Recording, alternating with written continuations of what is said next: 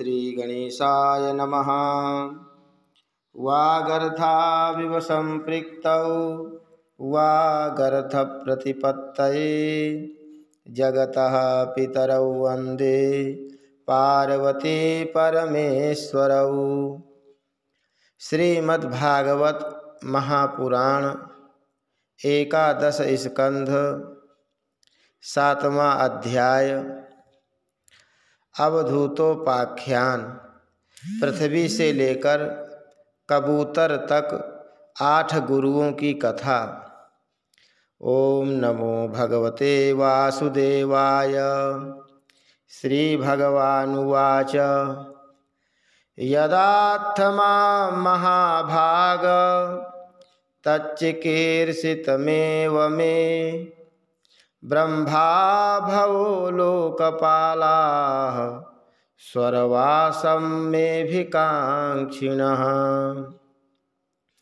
मया निष्पादितं ह्यत्र देवकार्यमशेषतः यदर्थमवतीर्णोऽह मंसेन ब्रह्मणार्थितः। भगवान श्री कृष्ण ने कहा, महाभाग्यवान उद्धव, तुमने मुझसे जो कुछ कहा है मैं वही करना चाहता हूँ। ब्रह्मा, शंकर और इंद्रादि लोकपाल भी अब यही चाहते हैं कि मैं उनके लोकों में होकर अपने धाम को चला जाऊं। पृथ्वी पर देवताओं का जितना काम करना था उसे मैं पूरा कर चुका। इसी काम के लिए ब्रह्मा जी की प्रार्थना से मैं बलराम जी के साथ अवतीर्ण हुआ था। अब यह यदुवंश जो ब्राह्मणों के शाप से भस्म हो चुका है, पारस्परिक फूट और युद्ध से नष्ट हो जाएगा। आज के 7वें दिन समुद्र इस पूरी द्वारका को डुबो देगा। प्यारे उद्धव, जिस क्षण मैं मर्त्य लोक का परित्याग कर दूंगा उसी क्षण उसके सारे मंगल नष्ट हो जाएंगे और थोड़े ही दिनों में पृथ्वी पर कलयुग का बोलबाला हो जाएगा। जब मैं इस पृथ्वी का त्याग कर दूं तब तुम इस पर मत रहना, क्योंकि साधु उद्धव, कलयुग में अधिकांश लोगों की रुचि अधर्म में ही होगी। अब तुम अपने आत्मीय स्वजन और बंधु बांधवों का स्नेह संबंध छोड़ दो और अनन्य प्रेम से मुझ में अपना मन लगाकर समदृष्टि से पृथ्वी में स्वच्छंद विचरण करो। इस जगत में जो कुछ मन से सोचा जाता है, वाणी से कहा जाता है, नेत्रों से देखा जाता है और श्रवण आदि इंद्रियों से अनुभव किया जाता है, वह सब नाशवान है। सपने की तरह मन का विलास है, इसलिए माया मात्र है, मिथ्या है, ऐसा समझ लो। जिस पुरुष का मन अशांत है, असंयत है, उसी को पागल की तरह अनेक वस्तुएं मालूम पड़ती हैं। वास्तव में यह चित्त का भ्रम ही है। नानात्व का भ्रम हो जाने पर ही यह गुण है और यह दोष, इस प्रकार की कल्पना करनी पड़ती है। जिसकी बुद्धि में गुण और दोष का भेद बैठ गया है, दृढ़ मूल हो गया है, उसी के लिए कर्म, अकर्म और विकर्म रूप भेद का प्रतिपादन हुआ है। इसलिए उद्धव, तुम पहले अपनी समस्त इंद्रियों को अपने वश में कर लो, उनकी बागडोर अपने हाथ में ले लो और केवल इंद्रियों को ही नहीं, चित्त की समस्त वृत्तियों को भी रोक लो और फिर ऐसा अनुभव करो कि यह सारा जगत अपने आत्मा में ही फैला हुआ है और आत्मा मुझ सर्वात्मा इंद्रियातीत ब्रह्म से एक है, अभिन्न है। जब वेदों के मुख्य तात्पर्य निश्चय रूप ज्ञान और अनुभव रूप विज्ञान से भली भांति संपन्न होकर तुम अपने आत्मा के अनुभव में ही आनंद मग्न रहोगे और संपूर्ण देवता आदि शरीरधारियों के आत्मा हो जाओगे, इसलिए किसी भी विघ्न से तुम पीड़ित नहीं हो सकोगे, क्योंकि उन विघ्नों और विघ्न करने वालों की आत्मा भी तुम ही होगे। जो पुरुष गुण और दोष बुद्धि से अतीत हो जाता है वह बालक के समान निषिद्ध कर्म से निवृत्त होता है, परंतु दोष बुद्धि से नहीं। वह विहित कर्म का अनुष्ठान भी करता है, परंतु गुण बुद्धि से नहीं। जिसने श्रुतियों के तात्पर्य का यथार्थ ज्ञान ही नहीं प्राप्त कर लिया, बल्कि उनका साक्षात्कार भी कर लिया है और इस प्रकार जो अटल निश्चय से संपन्न हो गया है, वह समस्त प्राणियों का हितैषी सुहृद होता है और उसकी वृत्तियां सर्वथा शांत रहती हैं। वह समस्त प्रतीयमान विश्व को मेरा ही स्वरूप आत्मस्वरूप देखता है, इसलिए उसे फिर कभी जन्म मृत्यु के चक्कर में नहीं पड़ना पड़ता। श्री सुखदेव जी कहते हैं, परीक्षित, जब भगवान श्री कृष्ण ने इस प्रकार आदेश दिया तब भगवान के परम प्रेमी उद्धव जी ने उन्हें प्रणाम करके तत्वज्ञान की प्राप्ति की इच्छा से यह प्रश्न किया। उद्धव जी ने कहा, भगवन, आप ही समस्त योगियों की गुप्त पूंजी, योगों के कारण और योगेश्वर हैं। आप ही समस्त योगों के आधार, उनके कारण और योग स्वरूप भी हैं। आपने मेरे परम कल्याण के लिए उस संन्यास रूप त्याग का उपदेश दिया है, परंतु अनंत जो लोग विषयों के चिंतन और सेवन में घुल मिल गए हैं, विषयात्मा हो गए हैं, उनके लिए विषय भोगों और कामनाओं का त्याग अत्यंत कठिन है। सर्वस्वरूप उनमें भी जो लोग आपसे विमुख हैं, उनके लिए तो इस प्रकार का त्याग सर्वथा असंभव ही है, ऐसा मेरा निश्चय है। प्रभो, मैं भी ऐसा ही हूँ। मेरी मति इतनी मूढ़ हो गई है कि यह मैं हूँ, यह मेरा है। इस भाव से मैं आपकी माया के खेल, देह और देह के संबंधी स्त्री पुत्र धन आदि में डूब रहा हूँ। अतः भगवन, आपने जिस संन्यास का उपदेश किया है उसका तत्व मुझ सेवक को इस प्रकार समझाइए कि मैं सुगमता पूर्वक उसका साधन कर सकूं। मेरे प्रभो, आप भूत भविष्य वर्तमान इन तीनों कालों से अबाधित एक रस सत्य हैं। आप दूसरे के द्वारा प्रकाशित नहीं, स्वयं प्रकाश आत्मस्वरूप हैं। प्रभो, मैं समझता हूँ कि मेरे लिए आत्म तत्व का उपदेश करने वाला आपके अतिरिक्त देवताओं में भी कोई नहीं है। ब्रह्मा आदि जितने बड़े बड़े देवता हैं, वे सब शरीराभिमानी होने के कारण आपकी माया से मोहित हो रहे हैं। उनकी बुद्धि माया के वश में हो गई है। यही कारण है कि वे इंद्रियों से अनुभव किए जाने वाले बाह्य विषयों को सत्य मानते हैं। इसीलिए मुझे तो आप ही उपदेश कीजिए भगवान। इसी से चारों ओर से दुखों की दावाग्नि से जलकर और विरक्त होकर मैं आपकी शरण में आया हूँ।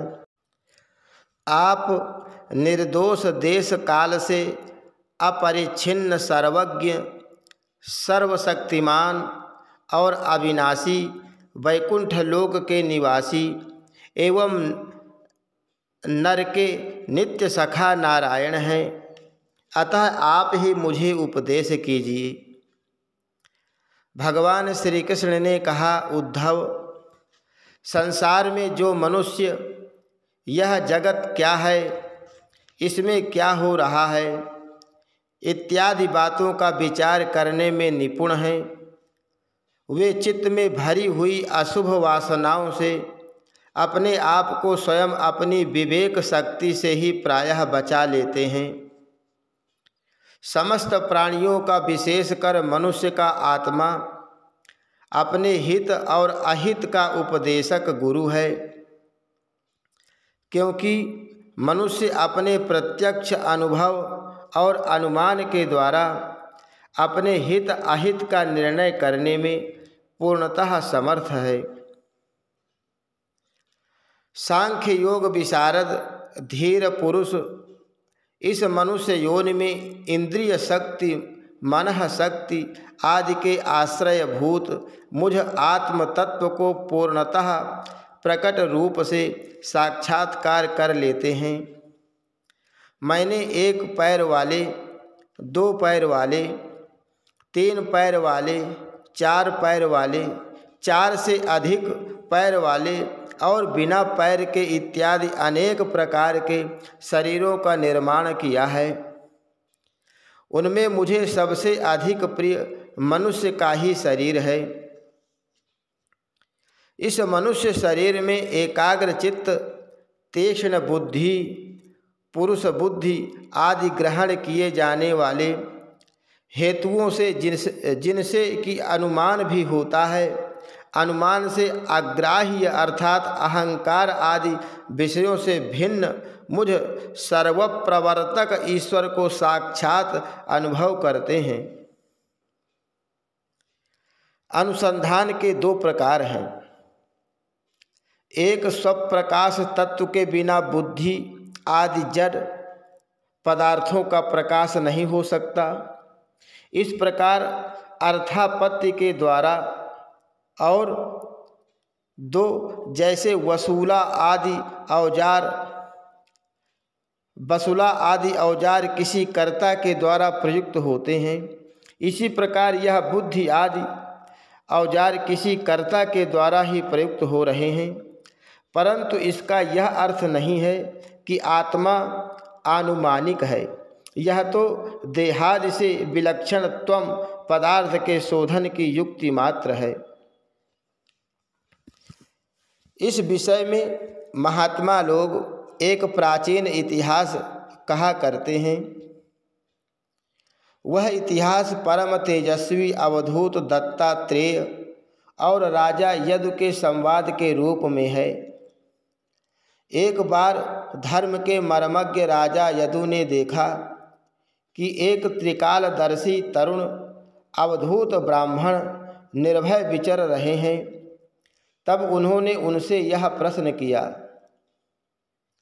राजा यदु ने पूछा, ब्राह्मण, आप कर्म तो करते नहीं, फिर आपको यह अत्यंत निपुण बुद्धि कहाँ से प्राप्त हुई, जिसका आश्रय लेकर आप परम विद्वान होने पर भी बालक के समान संसार में विचरते रहते हैं।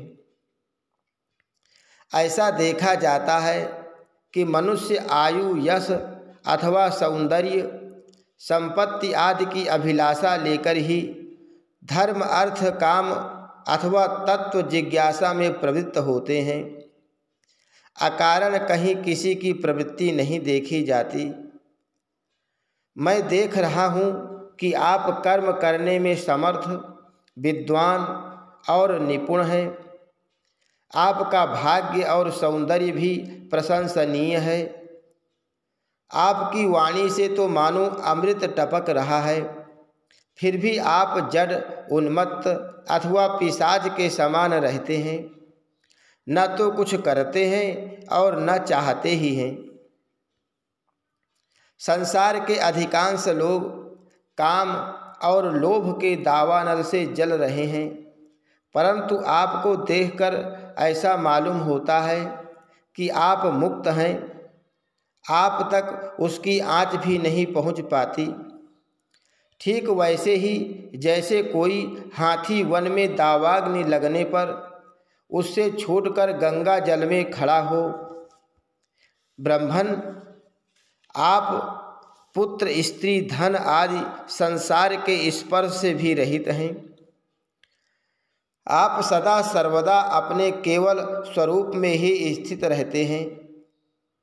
हम आपसे यह पूछना चाहते हैं कि आपको अपने आत्मा में ही ऐसे अनिर्वचनीय आनंद का अनुभव कैसे होता है? आप कृपा करके अवश्य बतलाइए। भगवान श्री कृष्ण ने कहा, उद्धव, हमारे पूर्वज महाराज यदु की बुद्धि शुद्ध थी और उनके हृदय में ब्राह्मण भक्ति थी। उन्होंने परम भाग्यवान दत्तात्रेय जी का अत्यंत सत्कार करके यह प्रश्न पूछा और बड़े विनम्र भाव से सिर झुकाकर वे उनके सामने खड़े हो गए। अब दत्तात्रेय जी ने कहा, ब्रह्मवेत्ता दत्तात्रेय जी ने कहा, राजन, मैंने अपनी बुद्धि से बहुत से गुरुओं का आश्रय लिया है। उनसे शिक्षा ग्रहण करके मैं इस जगत में मुक्त भाव से स्वच्छंद विचरता हूँ। तुम उन गुरुओं के नाम और उनसे ग्रहण की हुई शिक्षा सुनो। मेरे गुरुओं के नाम हैं पृथ्वी, वायु, आकाश, जल, अग्नि, चंद्रमा, सूर्य, कबूतर, अजगर, समुद्र, पतंग, भंवरा या मधुमक्खी, हाथी, शहद निकालने वाला, हरिण, मछली, पिंगला, वेश्या, कुरर पक्षी, बालक, कुंवारी कन्या, बाण बनाने वाला, सर्प, मकड़ी और भृंगी कीट। राजन, मैंने इन 24 गुरुओं का आश्रय लिया है और इन्हीं के आचरण से इस लोक में अपने लिए शिक्षा ग्रहण की है। वीरवर ययाति नंदन, मैंने जिससे जिस प्रकार जो कुछ सीखा है वह सब ज्यों का त्यों तुमसे कहता हूँ, सुनो। मैंने पृथ्वी से उसके धैर्य की, क्षमा की शिक्षा ली है। लोग पृथ्वी पर कितना आघात और क्या क्या उत्पात नहीं करते, परंतु वह न तो किसी से बदला लेती है और न रोती चिल्लाती है। संसार के सभी प्राणी अपने अपने प्रारब्ध के अनुसार चेष्टा कर रहे हैं। वे समय समय पर भिन्न भिन्न प्रकार से जान या अनजान में आक्रमण कर बैठते हैं। धीर पुरुष को चाहिए कि उनकी विवशता समझे, न तो अपना धीरज खोवे और न क्रोध करे। अपने मार्ग पर ज्यों का त्यों चलता रहे। पृथ्वी के ही विकार, पर्वत और वृक्ष से मैंने यह शिक्षा ग्रहण की है कि जैसे उनकी सारी चेष्टाएं सदा सर्वदा दूसरों के हित के लिए ही होती हैं, बल्कि यूँ कहना चाहिए कि उनका जन्म ही एकमात्र दूसरों का हित करने के लिए ही हुआ है। साधु पुरुषों चाहिए कि उनकी शिष्यता स्वीकार करके उनसे परोपकार की शिक्षा ग्रहण करें। मैंने शरीर के भीतर रहने वाले वायु, प्राणवायु से यह शिक्षा ग्रहण की है कि जैसे वह आहार मात्र की इच्छा रखता है और उसकी प्राप्ति से ही संतुष्ट हो जाता है। वैसे ही साधक को भी चाहिए कि जितने से जीवन निर्वाह हो जाए उतना भोजन कर ले। इंद्रियों को तृप्त करने के लिए बहुत से विषय न चाहे।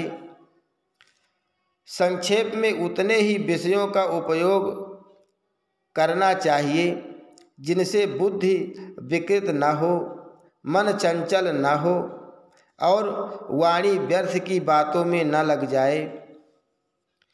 शरीर के बाहर रहने वाले वायु से मैंने यह सीखा है कि जैसे वायु को अनेक स्थानों में जाना पड़ता है परंतु वह कहीं भी आसक्त नहीं होता, किसी का भी गुण दोष नहीं अपनाता, वैसे ही साधक पुरुष भी आवश्यकता होने पर विभिन्न प्रकार के धर्म और स्वभाव वाले विषयों में जाए परंतु अपने लक्ष्य पर स्थिर रहे, किसी के गुण या दोष की ओर झुक न जाए, किसी से आसक्ति या द्वेष न कर बैठे।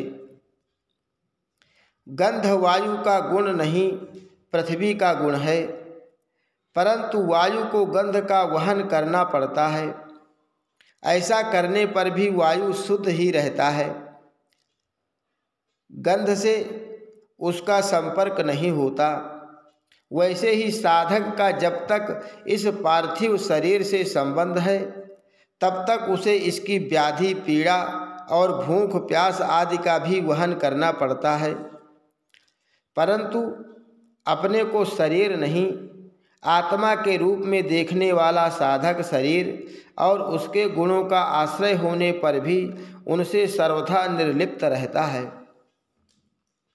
राजन, जितने भी घट मठ आदि पदार्थ हैं वे चाहे चल हों या अचल, उनके कारण भिन्न भिन्न प्रतीत होने पर भी वास्तव में आकाश एक और अपरिच्छिन्न अखंड ही है।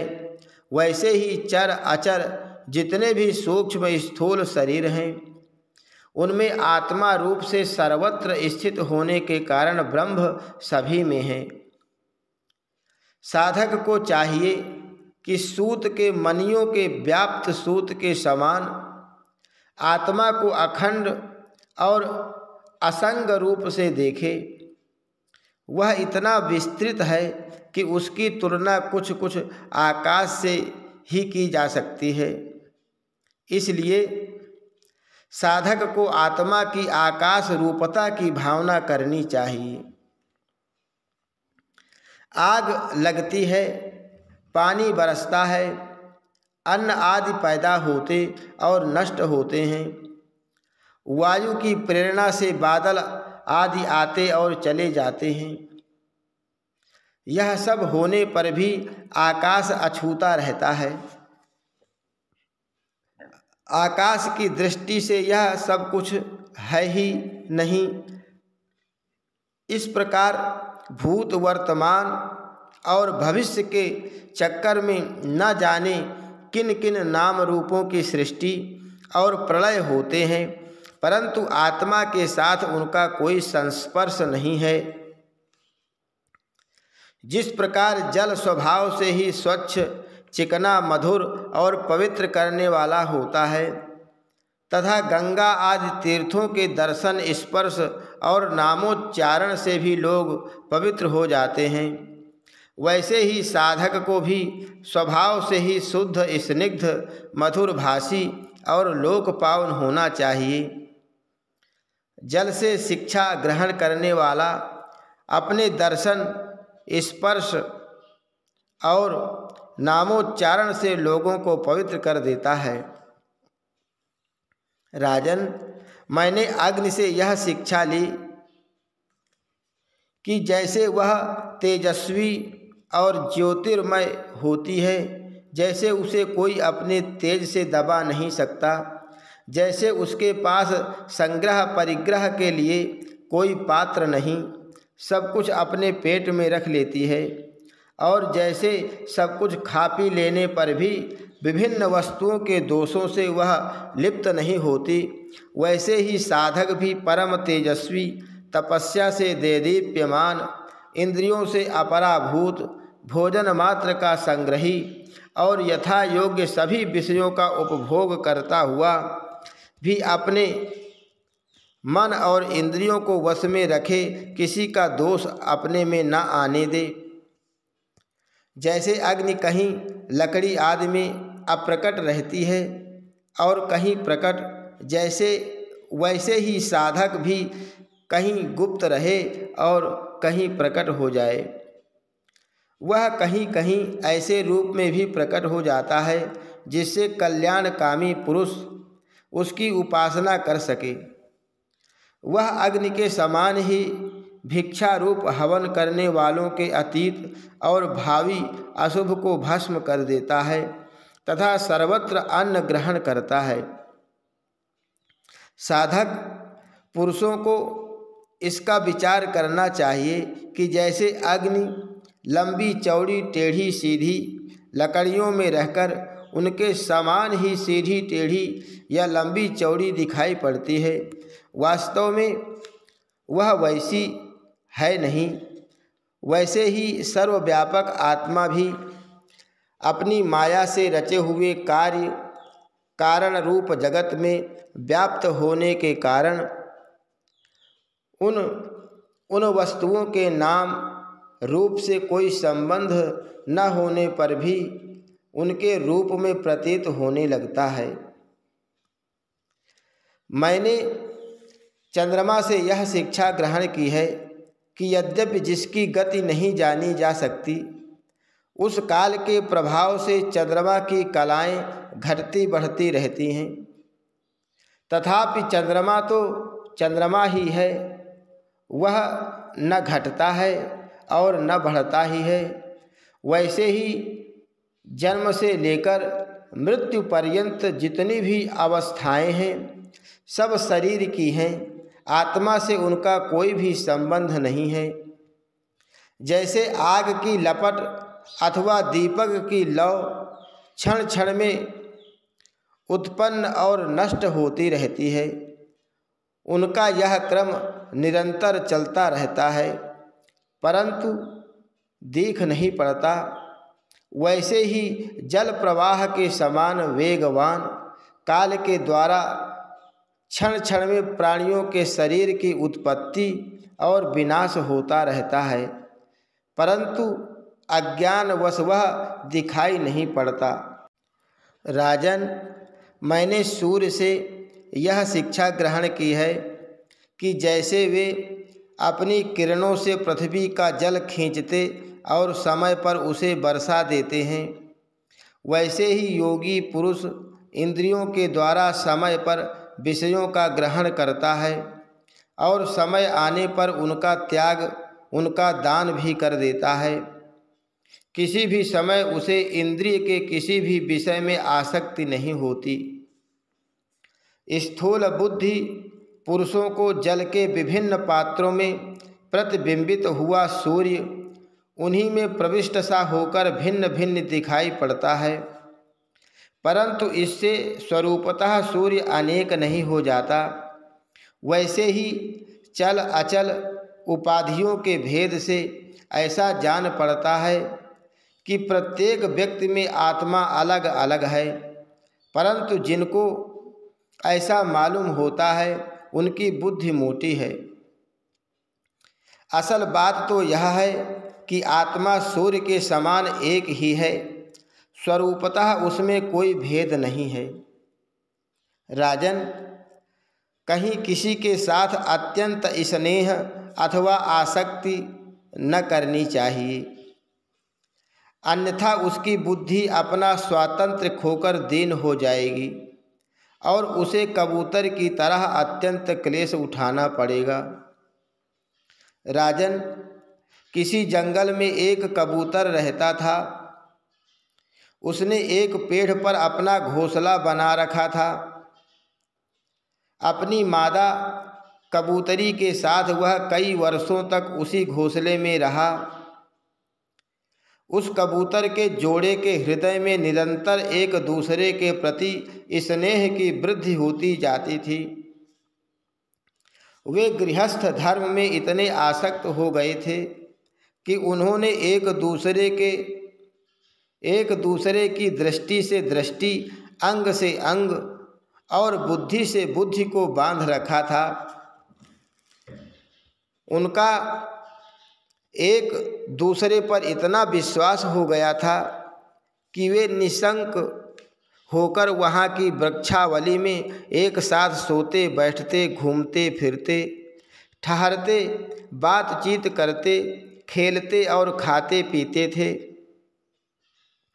राजन, कबूतरी पर कबूतर का इतना प्रेम था कि वह जो कुछ चाहती, कबूतर बड़े से बड़ा कष्ट उठाकर उसकी कामना पूर्ण करता। वह कबूतरी भी अपने कामुक पति की कामनाएं पूर्ण करती।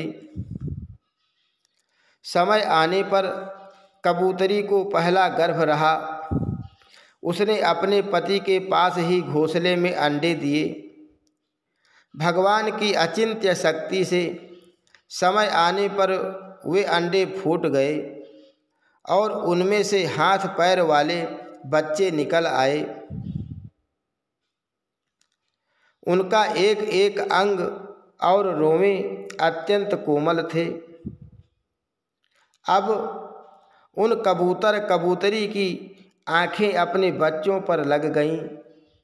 वे बड़े प्रेम और आनंद से अपने बच्चों का लालन पालन, लाड़ प्यार करते और उनकी मीठी बोली, उनकी गुटर गूं सुनकर आनंद मग्न हो जाते।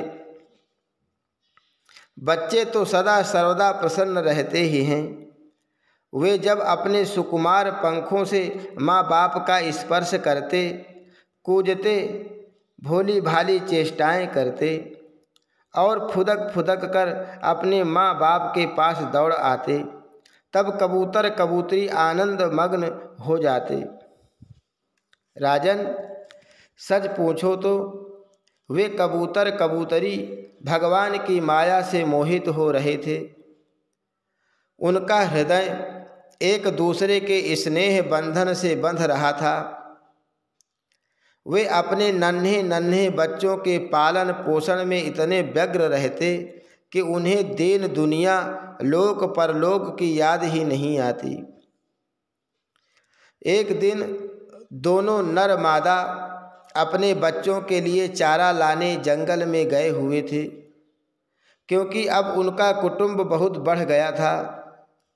वे चारे के लिए चिरकाल तक जंगल में चारों ओर विचरते रहे। इधर एक बहेलिया घूमता घूमता संयोगवश उनके घोंसले की ओर आ निकला। उसने देखा कि घोंसले के आसपास कबूतर के बच्चे फुदक रहे हैं। उसने जाल फैलाकर उन्हें पकड़ लिया। कबूतर कबूतरी बच्चों को खिलाने पिलाने के लिए हर समय उत्सुक रहा करते थे। अब वे चारा लेकर अपने घोंसले के पास आए। कबूतरी ने देखा कि उसके नन्हे नन्हे बच्चे उसके हृदय के टुकड़े जाल में फंसे हुए हैं और दुख से चें चें कर रहे हैं। उन्हें ऐसी स्थिति में देखकर कबूतरी के दुख की सीमा नहीं रही। वह रोती चिल्लाती उनके पास दौड़ गई। भगवान की माया से उसका चित्त अत्यंत दीन दुखी हो रहा था। वह उमड़ते हुए स्नेह की रस्सी से जकड़ी हुई थी। अपने बच्चों को जाल में फंसा देखकर उसे अपने शरीर की भी सुध बुध नहीं रही और वह स्वयं ही जाकर जाल में फंस गई। जब कबूतर ने देखा कि मेरे प्राणों से भी प्यारे बच्चे जाल में फंस गए और मेरी प्राण प्रिया पत्नी भी उसी दशा में पहुंच गई, तब वह अत्यंत दुखित होकर विलाप करने लगा। सचमुच उस समय उसकी दशा अत्यंत दयनीय थी। मैं अभागा हूँ, दुर्मति हूँ, हाय हाय, मेरा तो सत्यानाश हो गया।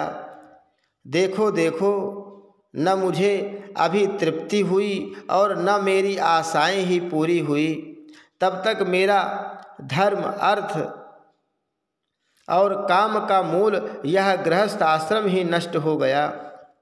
हाय, मेरी प्राण प्यारी मुझे ही अपना इष्ट देव समझती थी, मेरी एक एक बात मानती थी, मेरे इशारे पर नाचती थी, सब तरह से मेरे योग्य थी।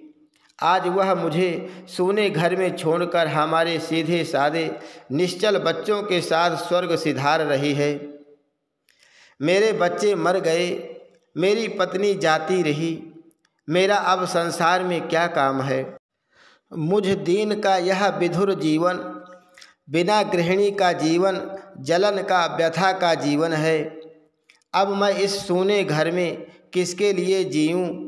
राजन, कबूतर के बच्चे जाल में फंसकर तड़फड़ा रहे थे। स्पष्ट दिख रहा था कि वे मौत के पंजे में हैं, परंतु वह मूर्ख कबूतर यह सब देखते हुए भी इतना दीन हो रहा था कि स्वयं जानबूझकर जाल में कूद पड़ा। राजन, वह बहेलिया बड़ा क्रूर था। गृहस्थाश्रमी कबूतर, कबूतरी और उनके बच्चों के मिल जाने से उसे बड़ी प्रसन्नता हुई। उसने समझा मेरा काम बन गया और वह उन्हें लेकर चलता बना। जो कुटुंबी हैं, विषयों और लोगों के संग साथ में ही जिसे सुख मिलता है एवं अपने कुटुंब के भरण पोषण में ही जो सारी सुध बुध खो बैठा है, उसे कभी शांति नहीं मिल सकती। वह उसी कबूतर के समान अपने कुटुंब के साथ कष्ट पाता है।